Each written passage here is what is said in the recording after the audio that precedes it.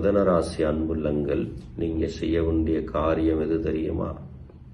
எப்பவுமே மிதனராசிக்காரங்க இனிமையான நபர்கள், கடினமான சொற்களை சொல்லாத நபர்கள். நீங்கள் உண்மையிலே கடினமான சொற்களை நீங்க சொல்ல மாட்டீங்க.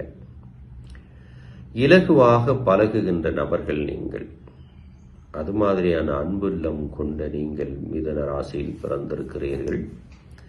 உங்க வாழ்க்கையில குடும்ப வாழ்க்கை சங்கடங்களாக இருந்தால் நீங்க என்ன செய்யணும் அப்படின்னா, எப்பயுமே பூவுக்கும் உங்களுக்கும் நிறைய தொடர்பு இருக்கு. இது ரிக்வேதத்துக்குள்ள 11:8 சொல்லியிருக்கக்கூடிய ஒரு குறிப்பு. வெள்ளை நிறம் கொண்ட மலர் இருக்கக்கூடிய செடியை தினமும் நீங்கள் அந்த செடி முன்னாடி நின்று, எப்பவுமே மிதுன ராசிக்காரங்க அறிவாளிகள், புதன் பகவானின் ஆதிக்கத்தில் பிறந்தவர்கள்.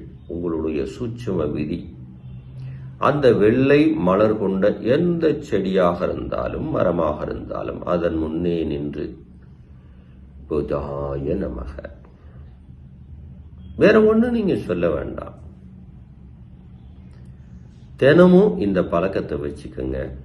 நிச்சயமாக சொல்லுகின்றேன், 10 நாள்ல உங்களுடைய பந்த பாசங்கள்ல இருந்த கருத்து வேறுபாடுகள் மாறி சுகமடைவீர்கள்.